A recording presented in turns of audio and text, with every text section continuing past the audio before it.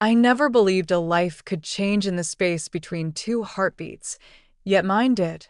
The moment I stepped through the towering doors of St. Margaret's Cathedral, the bells were still ringing, their echoes trembling through my bones like a warning I did not yet understand.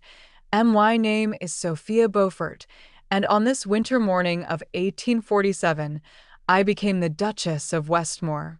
The silk of my ivory gown whispered against the marble floor as I walked the aisle.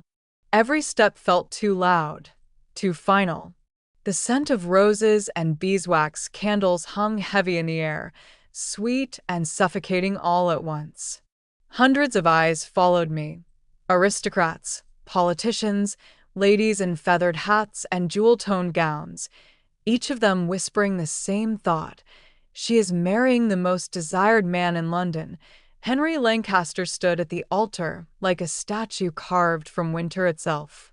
Tall, broad-shouldered, impossibly handsome. His jet-black hair was neatly combed, his sharp jaw clean-shaven, his steel-blue eyes fixed straight ahead.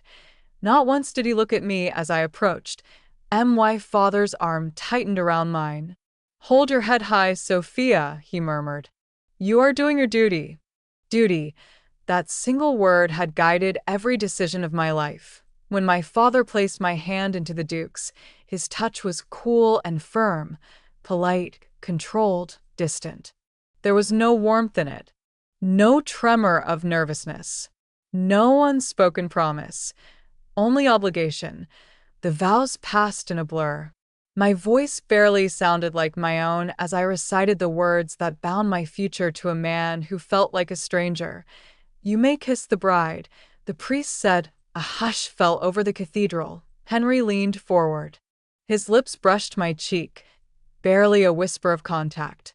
A kiss meant for an audience, not for a wife. Applause erupted. I smiled because I was expected to. Westmoor Manor loomed like a fortress against the darkening sky. Torches flickered along the stone walls as our carriage rolled through the iron gates. Inside, the wedding feast was a spectacle. Crystal chandeliers, golden candelabras, endless courses of food I could not taste. Laughter and music swirled around me, yet I felt utterly alone. Henry sat beside me at the long table. He spoke only when required. His voice was calm, measured, distant. When he did look at me, his eyes held no affection, only a quiet, unreadable weight. I truly tried. "You must be relieved the ceremony is over," I said softly, turning toward him. "Yes," he replied. "Nothing more. London society will speak of this wedding for years. They always do." A cold knot formed in my chest. When the final guest departed and the manor fell into hushed stillness, a maid guided me upstairs to the master bedchamber. The room was magnificent. Velvet drapes the color of midnight framed tall windows. A roaring fireplace cast golden light across a massive four-poster bed draped in silk. Rose petals were scattered across the floor. It was a room prepared for romance. My hands trembled as I removed my gloves. My heart beat painfully against my ribs. This was it. The moment every girl is told will define her marriage. The door opened behind me.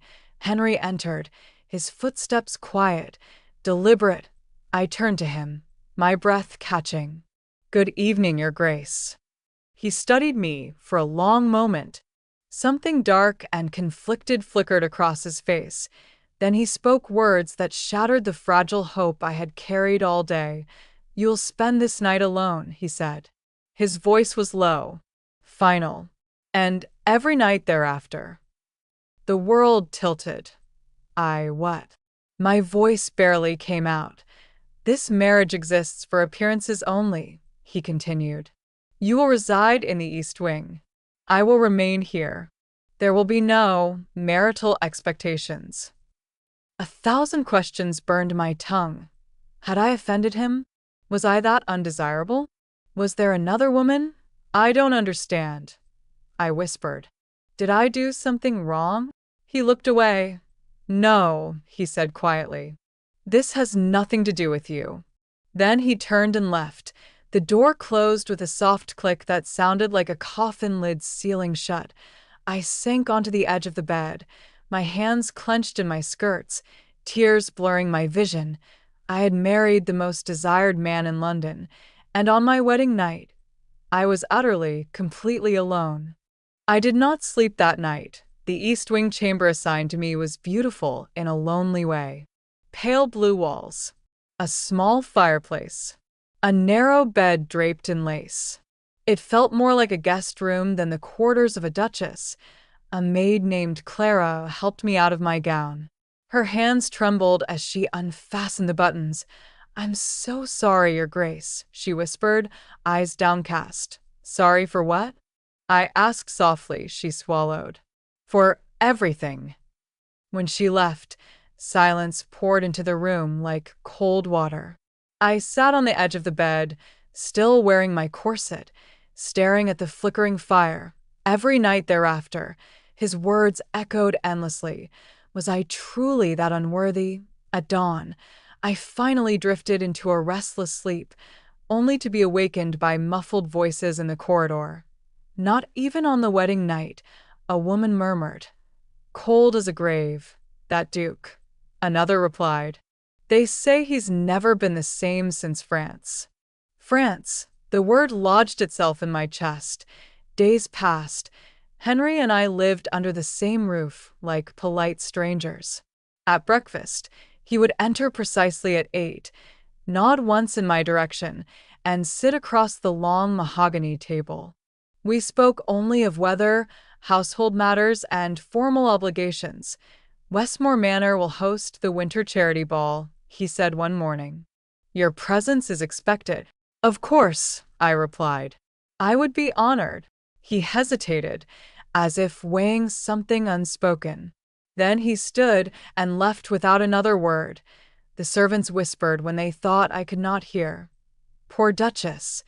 No heir yet, not even a shared bed. They say His Grace wakes screaming at night."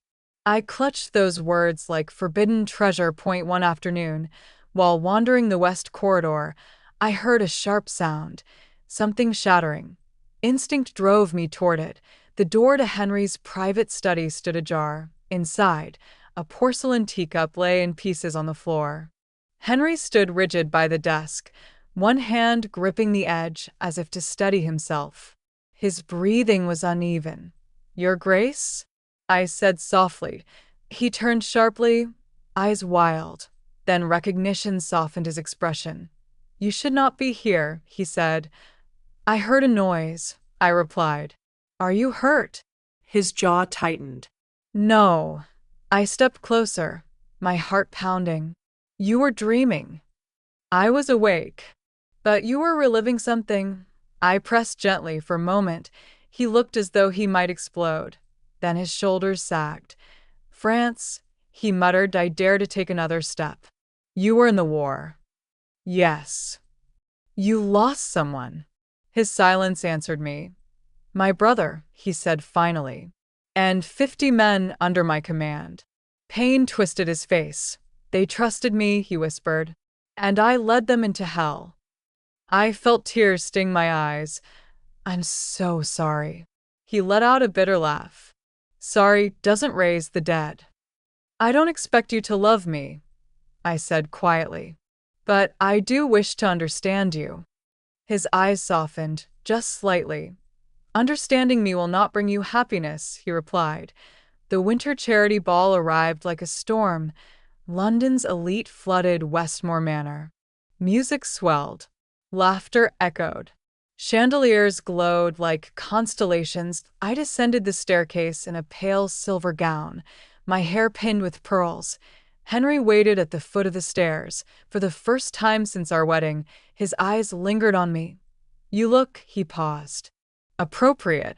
Not beautiful, not stunning, appropriate." Still, my heart fluttered foolishly. We danced. His hand at my waist was firm, controlled, respectful. Too respectful. "Why did you really marry me?" I asked softly as we turned. "Because it was expected," he replied. "And nothing more?" He hesitated. Because your family is kind, he said, and because you deserved a title. I wanted more than a title, I whispered. His grip tightened for half a second. So did I, he said later that night. Thunder rattled the windows till I could not sleep again. Compelled by something reckless and desperate, I walked to Henry's chamber and knocked. The door opened, his eyes widened. Sophia? I had a nightmare. I lied. May I sit by your fire for a moment? He hesitated, then stepped aside. We sat in silence. The storm roared outside. I am afraid of you, I admitted softly. But I am more afraid of living the rest of my life never truly knowing my own husband. His voice broke when he spoke. You deserve a man who is whole. I don't need whole, I said. I need honest. He closed his eyes, and for the first time, he did not send me away. I did not return to my room that night, not truly. Though Henry insisted I sleep on the chaise near the fire, I could not ignore the fragile thread of closeness that had formed between us. The storm raged outside, thunder shaking the windows, but something far louder was happening in my chest. At some point near dawn, I woke to a strangled sound. Henry was standing at the edge of the bed, hands clenched in his hair, breath ragged. No, not again, he whispered. I rushed to him. Henry, you're here. You're safe. He froze, slowly. He looked at me. His eyes were full of terror. I saw them, he said hoarsely. The snow. The blood. My brother. I wrapped my arms around him before I could think. He trembled violently. I should have died with them, he said. I don't deserve to be here. You do, I said fiercely. You survived for a reason. He pressed his forehead to mine. For you? He whispered bitterly. I married you, so I wouldn't be alone with my ghosts. The truth stung, but I stayed. The days that followed were different, not warm, not loving, but softer. He began waiting for me at breakfast. He asked about my childhood. He even smiled once, just barely, when I told him how I used to sneak apples from the orchard and pretend I was a pirate Queen Point one afternoon. I found him in the garden, kneeling beside a rose bush. You garden? I asked. It helps me breathe, he said as I knelt beside him. I used to believe roses were cruel, I said. So beautiful, and yet they hurt you when you reach for them. He looked at me intently. Some things are worth bleeding for. My breath caught. We rode horses together at dawn. The wind tangled my hair. He laughed when my hat flew off. For a fleeting moment, he looked free. But that evening, I overheard voices outside his study. Marry her or not, the line must continue. An older man said, You need an heir. You will not use her as a womb. Henry snapped. My heart lurched. I fled before they saw me. That night, he avoided my eyes. The breaking point came days later. A luncheon hosted by the Duchess of Thornbury, a former admirer of Henry's, made her move. Lady Eleanor Wilde, beautiful, sharp-tongued, unapologetically bold. You look well, Your Grace, she purred, touching his arm. He stiffened. Sophia is my wife, he nearly said, but he didn't. Jealousy burned my chest.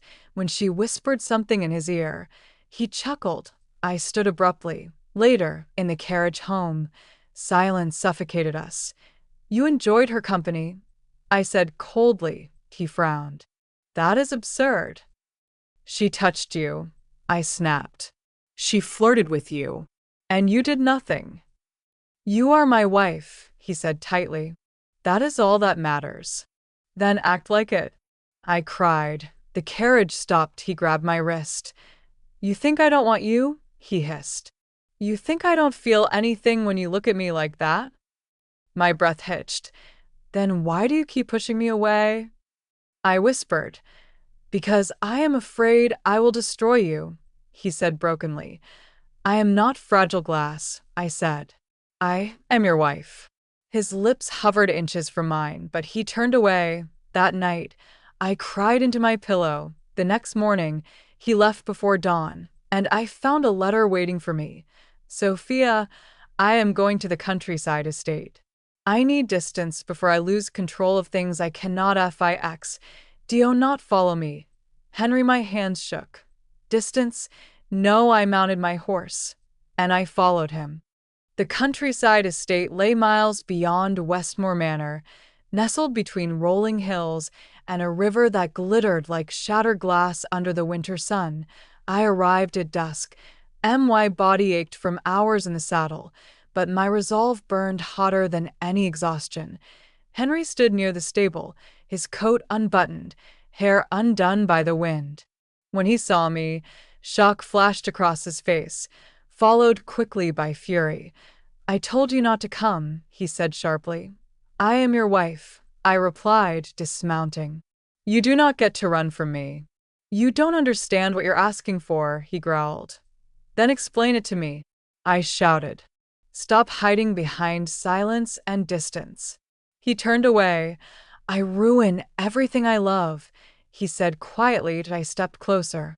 You haven't ruined me. You will, he snapped. Just like I ruined my brother. Just like I ruined my men. You didn't kill them, I said fiercely.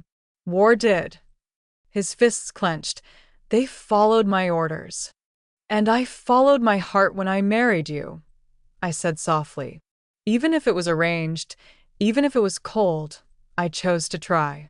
He faced me again. Why? He demanded. Why do you keep choosing me when I give you nothing? Because I see the man you are when you forget to be afraid, I whispered. I see how you care for the servants, how you flinch at loud noises, how you never let anyone touch you except me. His breath shuddered. You deserve passion, he said. Joy. A husband who can hold you without shaking. I deserve honesty, I replied. And I deserve the chance to love my own husband. Silence stretched between us. Then his voice broke. I think about you every night, he confessed. I imagine what it would be like to hold you, to kiss you, to be your husband in every way. And then I remember all the blood on my hands. I cupped his face. There is no blood on your hands here, I said. Only my heart, and it is yours whether you want it or not. His eyes filled with tears. I am terrified of touching you, he whispered, because if I start, I may never stop. My lips trembled. Then don't stop. I breathed. For a long moment, he didn't move. Then he kissed me, not gentle, not careful, but desperate. Years of loneliness and grief and longing poured into that kiss. His hands trembled as they framed my face. My fingers tangled in his hair. I had never felt more alive. He pulled back suddenly, breathing hard. I can't, he said hoarsely. Not yet. Pain pierced me, but I nodded. Then stay, I said. Just stay with me tonight. He hesitated, then led me inside. The estate was quieter than Westmoor. Smaller. Warmer. We sat before the fire, wrapped in blankets. He told me about his brother. His name was William. How he had laughed too loudly. How he had written poetry.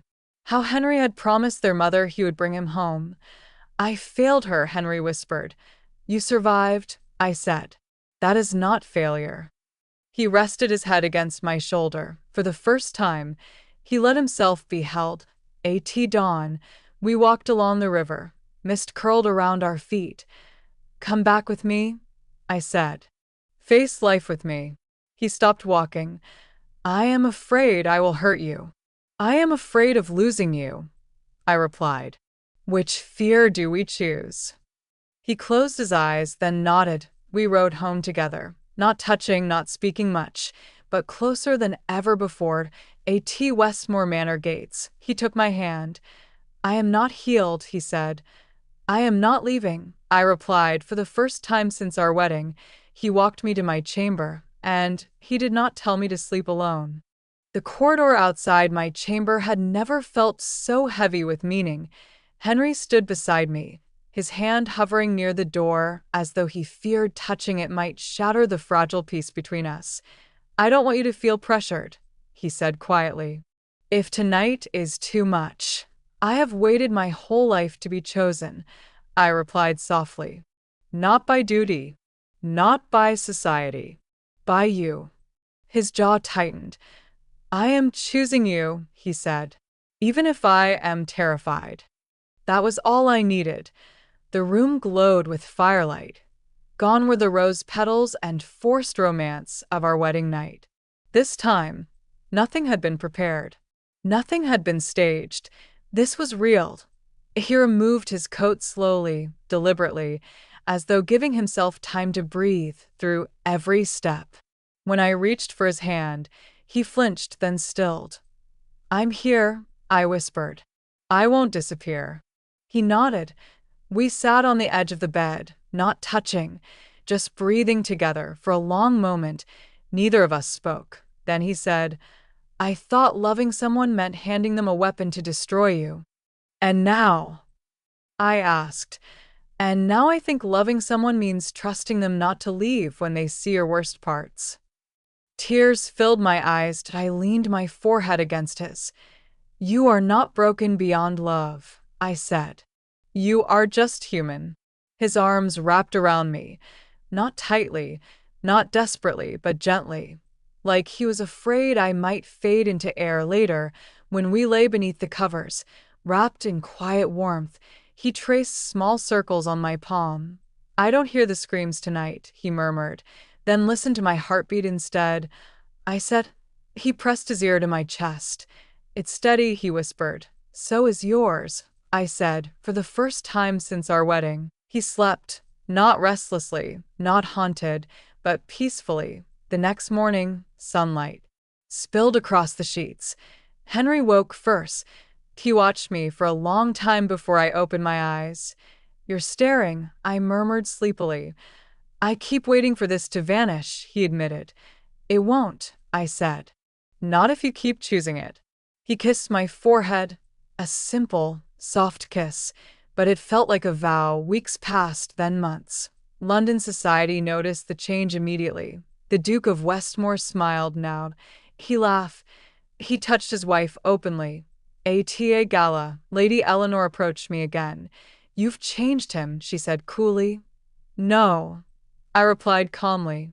"He changed himself. I just stayed."